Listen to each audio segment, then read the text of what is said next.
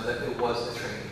So they're safe and they feel aware, because last thing I want to happen is a student go home and mom or dad or the guardian asks, what happened at school today? And it to be distorted, not because intentional, because they're kids and they make mistakes. So we want to communicate with parents. We want to put a sense of comfort, and this is a priority to move forward for us. Okay, any other questions or comments on this? All in favor, say aye. Aye. Those opposed? Item N, Giddings report.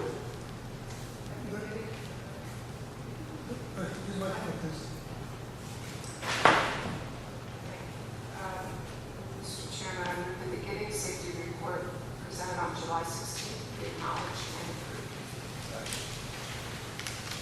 Any other comments on that?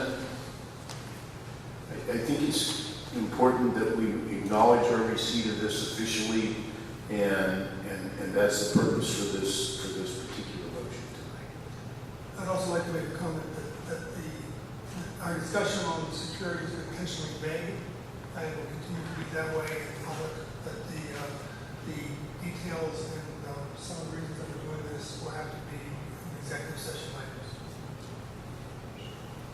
I could just reiterate what Mr. Harley said. He's absolutely correct.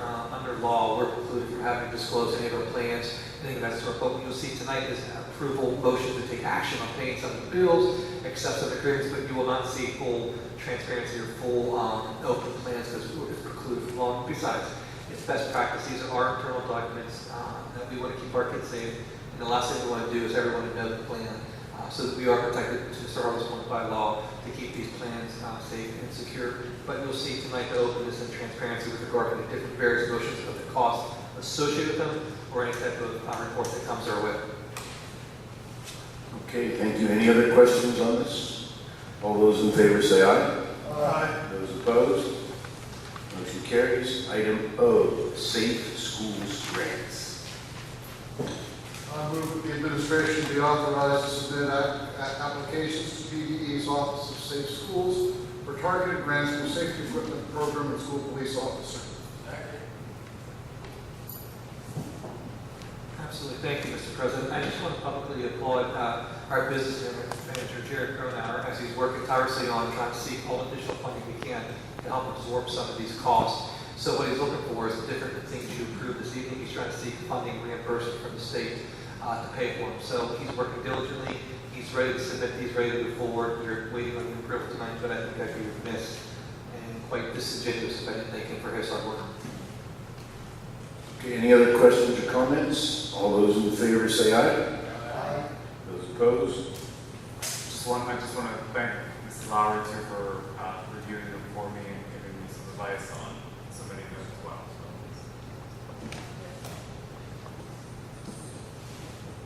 Okay, we have a couple motions on security contract for item P. I move that the security contracts on motion 1 and 2 be approved as submitted. Second. Any discussion on those? All those in favor say aye. Aye. Those opposed? Okay, item Q, 2018-19 comm plan. I move that the 2018-19 IASD communication plan be approved as submitted. Second, any discussion or comments on that? Maybe Mike could give us a brief explanation for the public's benefit of what the comm plan really entails. Absolutely. Thank you, Mr. President. The comm plan is really our strategic plan, how we're going to communicate with the public regarding the various events going on in the school district, some of our successes, weather delays, and etc. It's really a concentrated effort on how we're going to move forward with communicating, and what you'll see is really some big changes. One, we're entering now the world of social media, which we have a Twitter site up and running. We'll have Facebook and Instagram up later this month up and running to help communicate with families because we realize how busy and timely they are. So we want to kind of communicate in various modes with them to reach all audiences. So it's a concentrated and strategic effort to really increase awareness about the great things in this district and about the day-to-day operation that we think parents need to know about. One thing you can charge me with is over-communication and transparency, and this is the avenues in which we're going to do such. I did not place and will not place the plan on the website because it has confidential information, meaning people's home phone numbers. That's not for the public to see, but the plan stated various goals. We reviewed that plan with the outreach committee We gained their approval, their feedback, which is valuable as moving this forward, and I recommend you approve it as is. Any further comments or questions? All those in favor say aye. Aye. Those opposed? Motion carries. Item R, Superintendent Goals and Performance Evaluation. Mr. Chair, I move that Mr. Michael Jugovich's 2018-19 superintendent goals be approved as well as the performance evaluation. Second. Okay, moved in second. Any questions on that? Mike, maybe you would like to explain why this is important that we make a motion on it today. Absolutely. It's to be in compliance with state law. By law, I'm required to put my goals up for the year on our website for people to access.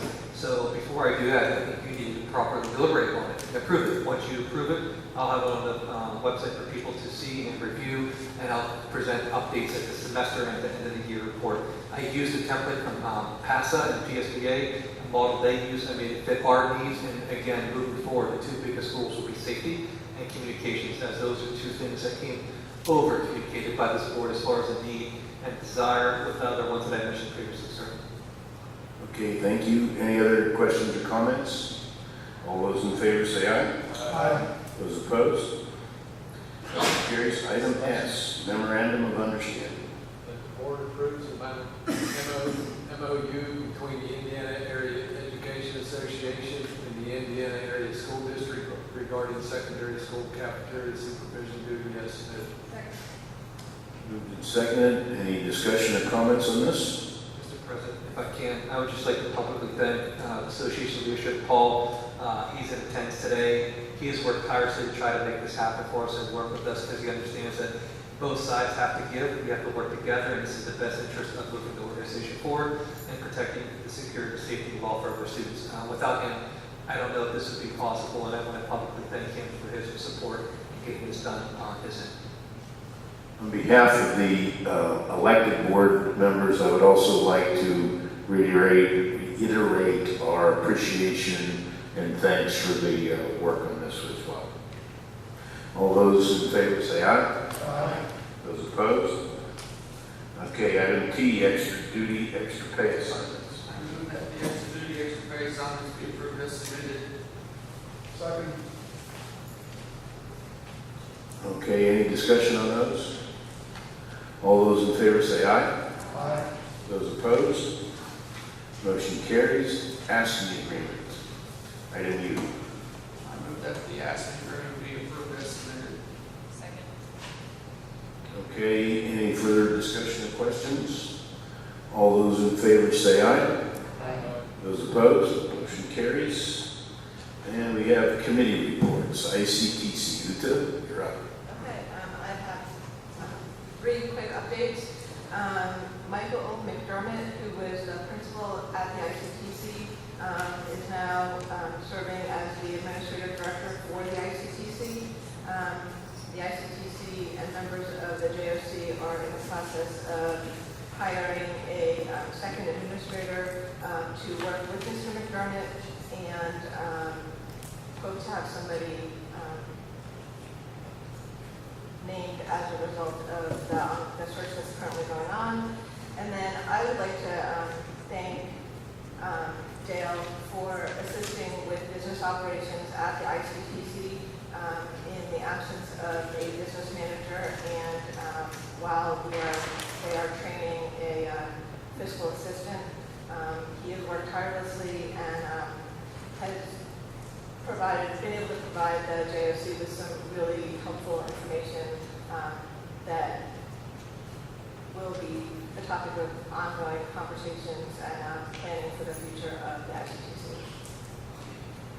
Ms. Lowry, if I can add one thing, I want to applaud the ICTC. They had a huge changeover in leadership. There's a lot of new faces there.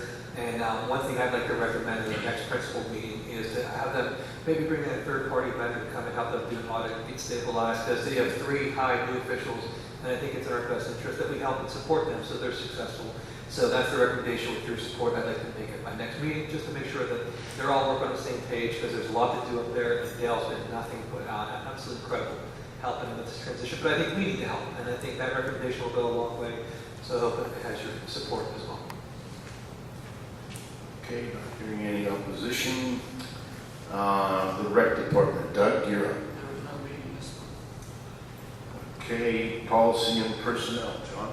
Policy and Personnel had a meeting at 6 o'clock this evening before the executive session.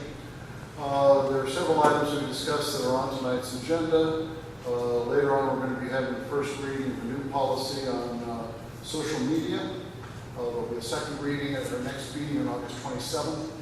Also, we are later going to be hoping to recommend a request for proposals for solicitor services. And the memorandum of understanding has already been discussed in the past. We also had some discussion over items that don't appear on the agenda. We discussed the policy regarding class sizes. The emphasis of the discussion was that while we have a strong history of following our class size guidelines, they are in fact guidelines and not mandatory on the district. They can be ignored at need. There's some discussion as to whether the audio-video recordings of board meetings should be made available for longer than the 90 days they are currently. There's some question as to whether we should have 2 layers of record, one on the public, one readily available on YouTube, and a second more permanent record, which would require some thought as to the technical feasibility of a permanent record. And then we had some discussion over with our solicitor over the social media policy, which is reflected in the policy we'll put forward later tonight. Thank you. Academic and extracurricular, Tom, you're up. Well, we had a meeting on August 6th that we discussed basically this whole agenda with the staffing and whatnot. And so we enacted all that, so we've heard all those before. We had a presentation for the senior seminar, which we invited them to do a presentation for the night for the benefit of the board. We began a discussion on class size, and we're going to do a go slow on that, and maybe allow some flexibility to make those adjustments. We had some preliminary data on the testing. And Mr. Rizzo did a great job of describing why it was preliminary and not final, and he compared it to state averages from decades ago, so the last 3 years. And it was all very detailed, which you can see on the website, so please watch that. It's riveting. And it's enlightening. And there were some good questions coming up about how we use the data moving forward, how we evaluate, what we need to think about evaluating the Summit platform and its continued existence. A brief update on the China ambassador program. Some comments about the meeting system information. We talked about summer curriculum, and finally we touched on in athletics spectator parent coach guidelines and developing some kind of expertise and some expectations via an administration committee. Did that pretty well covered? Yes, sir. Okay, very good. Okay, thanks, Tom. Okay, we have some policy and personnel committee recommendations. John, would you like to take those? Yes, I move that the request for proposal for the Indiana Area School District solicitorship be approved and the administration be authorized to advertise the same. Any further discussion, comments, or questions? I just think going out with this, we're going to see an increase in our cost of this, because I think current solicitors have done a great job, and by going out to bid, I doubt that we're going to keep things the way they are. I think if anything, that our costs are going to go up with this by going out to bid for a solicitor. I certainly hope that our current solicitor will be making a proposal because I am also very satisfied with their services. Any further questions or comments, discussion? All those in favor say aye. Aye. Those opposed? Opposed? Okay, John, I think you have another one yet. Yes, and this is more by nature of an announcement, I suppose, than motion. The social media policy is part of the attachments to the agenda, and tonight is the first reading of that policy. Okay, Tom, you've got a academic committee recommendation.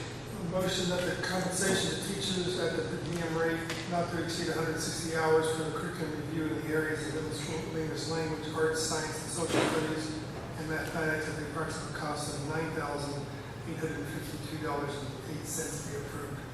I'd like to strike approximate cost, that's pretty exact. Motion is read. Do I have a second? Second. Okay, at this point, I'd like to call on our superintendent to give a little explanation. There's some more behind this actual motion that the public needs to be aware of. Absolutely. Thank you, Mr. President. At the academic committee, we discussed this, and this is all dedicated towards really currently evaluating our summit program and the curriculum. We heard from the concerns of the community saying that the curriculum was inappropriate, the content was appropriate. So really, this money is dedicated for the middle school team to get together and go through and identify what content is appropriate, what meets our standards, and is it aligned. I also want to reiterate, though, that a large portion of this money, all but close to $500, will come out of grant funds. Bob and Jared did a great job working together to see how they can minimize costs. We previously came to you with a $21,000 request, I believe, in earlier June, and we realized that wasn't going to be acceptable or appropriate. So how can we really meet our need of modifying the content curriculum, supporting our teachers to make sure they're ready to help kids, and albeit maintain some good effort to control costs. So Bob and Jared, I think, did an excellent job of finding a way to alleviate some of these costs. You're having close to $500 of local funds come out, but it is dedicated to updating the summit curriculum to make sure we try to do the best we can to address our needs. Moving forward, after these 168 hours, we'll work with the combination of substitutes and/or in-service days, activity days, for teachers to continue to work, depending on our availability, depending on cost, but there will be no further large costs or requests coming from the administration regarding this. But we do believe adamantly, if you're coming forward with concerns, we have a responsibility to correct those concerns. It just takes time and money, and our thought is we need to get ready for the start of the school year. Mike, could you also comment? I believe there is a concern here of making sure that both the summit program and the non-summit programs, that there is some consistency in what the students will learn, or their goals that they'll achieve. Yeah, absolutely. And if I sped through that previously, I apologize. Curriculum alignment matters. We want to make sure, regardless of the tool, and that's all Summit is a tool, just like a textbook, that it's aligned to our expectations, our curriculum, and our needs. So Bob's going to lead that charge with the teachers to make sure what they're receiving is aligned, is corrected, and we're going to figure out along the way where those holes are. I heard some of the stories when I was interviewing from the public with some of the concerns, and we listened to that, and we want to correct that. So to make sure that regardless of the device or tool that which they use, the curriculum and expectations are the same. They have some teacher, some sort of privilege to go around and add their artistry and their style to it. But we want to make sure that objectives and outcomes are same regardless of the tool or device. Mr. Sharp, Yes, sir. the committee did listen to the reasons for this. Behind this, I'd like to remind the board that we have nearly 100 junior high students that are going to be doing summit, and I would love to avoid some of the inefficiencies that happened at the beginning last fall with the curriculum and the rollout. And I think this gives us a chance to have the best shot at having a successful summit. I don't think anybody on the board will disagree with avoiding those issues. So I have two questions on this. Will this be done before school starts? Okay, so we know that everything on Summit is going to be appropriate the day that our kids have access to it. Great question. We will work before the start of school year to get as much done as we need. Bob's going to be in charge of reevaluating where we are at and making sure he incorporates time to enact AEDs and Thursdays to continue the rest of the work. Will we be ready for the start of school? Absolutely. Will it be done in its entirety? It will not, and it'll be something that we're building on flight and continue ongoing through our in-service and activity schedules. So as much as we talk about personalized learning, we're trying to personalize that day-to-day work for teachers as well to make this need. So we'll have a good head start. Ms. Lieber, it's a great question. Will it be complete in its entirety? It will not. And how much more time do we anticipate is going to be needed throughout the school year in addition to this 160 hours and after 80 days? I'm asking that because I know that last year we brought in a lot of substitutes, and although we may have some very good substitutes, teaching from a substitute is not equal to teaching from one of our skilled teachers. And I feel like that often does a disservice, especially to students who are going through a very challenging year to begin with. And I would like to just encourage administration to decrease the amount of time that we're putting substitutes in the classroom so our students can actually get what they need from our highly skilled teachers. I think you bring up a good point that we need to be aware of and move forward, keeping that in mind. One thing we did talk about, we have two in-service activities in October, I believe October 5th and 8th, so we've been fortunate enough with a good schedule calendar that we think we can get a large amount of this tackled before the start of school year. But understand this, we are fully aware of the need to have our teachers in the classroom. They're excellent people, and still be there. We'll make sure we do everything to avoid that. Gary, you had something? Yeah, I'd like to first ask Tom if I could do a friendly amendment to this. I think, we talked about communicating. I think this motion should add some learning platform in it so that the public would have known ahead of time that actually is what this motion is related to. And then if we could also amend it to put the amount of grant money that is going toward this cause. That's fine. Certainly not intentional to leave that out. So we could slip Summit after mathematics for the Summit Learning Platform, and then with grant money at about $9,300, $500 of local money. Can we just break that up? Say that again, because while we are spending the money to deal with the summit, I also don't want to lose track of or lose the emphasis on the alignment of both the summit and non-summit tools in this. I think it's. Gary's right. This is primarily to get Summit up to the level that the assumption is the other programs are already aligned. We just need to get Summit in alignment with that, with the content. So I just don't want that broader picture to be lost, though. I guess what I'd like to just add to that is we kind of laughed a little bit about approximate cost of, but down to the penny. That's really a ceiling cost. We will not exceed that amount. It could be less. It depends on the number of hours the teachers actually need. If we don't go up to that amount, then the contribution, the local contribution will actually be less. So we can add that, but just know that that's a ceiling. It's not going to go beyond that. So it could actually be all covered by the grant. Should we change approximate to maximum cost? Yeah, that would be appropriate. So, Derek, do you have a motion that you could redo this yet? I have that the compensation to teachers at the per diem rate not to exceed 168 hours for curriculum review in the areas of middle school English language arts, science, social studies, and mathematics for the Summit Learning Platform at an approximate or at a maximum cost of $9,852.08 be approved and will be paid with the majority being paid from grant funding. That's something, Derek? Have a second on that? Okay, we'll make that motion. Something else you want to add? Yeah, next I'm going to say I'm not against personal learning. And maybe I'll be proved wrong at some point, but because of the amount of outcry from the community on Summit Learning Platform, not personalized learning, I'm still not comfortable with the content of Summit Learning Platform and other things because it, from the supplier, says that it could change day by day. So even though we put this effort and this money toward this curriculum alignment, it may or may not be aligned come opening of school or in November or December. So I'm not going to support this.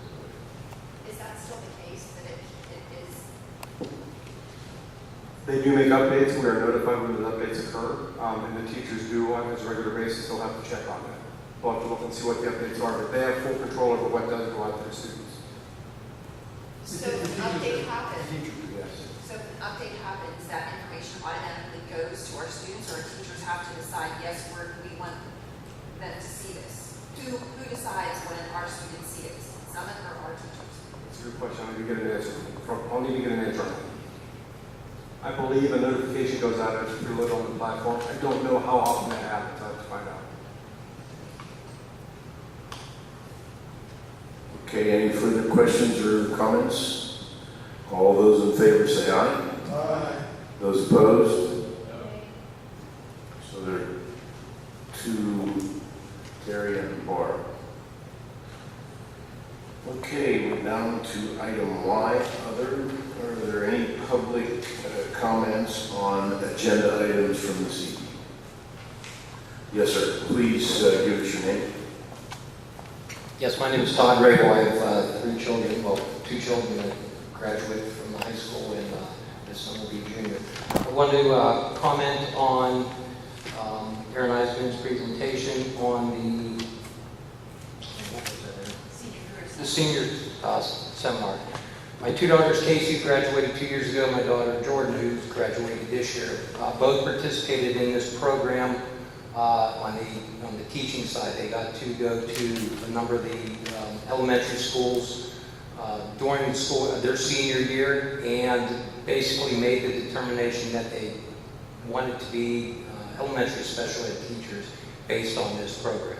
It gave them everything they did in high school and really their whole academic time here in Indiana. That was probably one of the absolute most beneficial things they ever did. They both, Casey is starting her junior year in Slippery Rock to become a student, or she'll do her student teaching this year, and my daughter Jordan will also be going to Slippery Rock. But they both were able to make that determination that that was what they wanted to do, and had the chance to do that in high school and not get into college for a year or 2 and decide, in their student teaching they didn't like it and change their major, and obviously that's a problem with kids when now they're going to school for 4, 5, 6 years. So I would say that program, 2 thumbs up from me and my wife and everybody else that is familiar with it. I would hope that you can expand that to many other types of employment opportunities for the kids. My second comment, I had no plan on talking about the whole discussion at the first part of this meeting. I was here to support the young men and women that basically I grew up with. I just want to say that the one gentleman up here, that Zach Hudak, was not representing what these passionate young men and women on this side who keep the emblem we're here for. He was obviously here for his own agenda and an axe to grind. So I just want to make sure everybody knows that he was not with these young people over here today. Also, another gentleman that was really not with the group that I believe was on his own was Michael Scott. I think his speech says it all. I mean, we know this is going to be highly debated. I would ask that everybody please, what that man had to say was, it hits the nail on the head on this issue. So, but thank you very much. Thank you, Todd. Anybody else? Okay. I'm sorry. That's okay. I wasn't sure whether you were getting up to adjust your camera or whether you were going to make comment. Yeah, I'd just like to make a comment, reference. I wasn't here earlier because I just came out of Cuyahoga, Ohio. Had a trip there this morning and didn't get back till late, but beautiful little town. And as I was entering the town, there's this beautiful sculpture of an Indian. And of course, the name Cuyahoga, I guess, is probably an Indian name. And that town, displays that Indian very proudly. I mean, I don't know where they got the tree to make the carving, but it's like Mr. Stewart had said, it's a wood carving, it has color in it, it's beautiful. I did go to Indiana High School. 72, I graduated, dug out my letter jacket, and it does have an Indian emblem on the sleeve. But I can tell you that whenever I was in sports, I never even thought about any denigration of the Indian people at all. I always felt that it was in a way honoring them.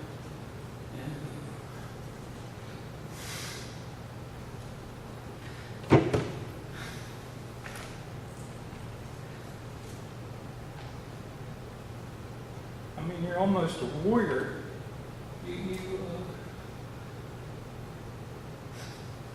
So, I would like to see it kept.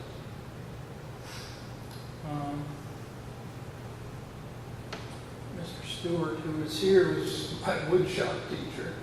I had no idea he had done all those things for Indiana. But quite remarkable.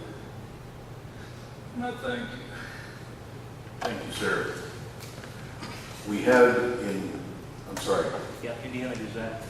For the spoken record and for the recording,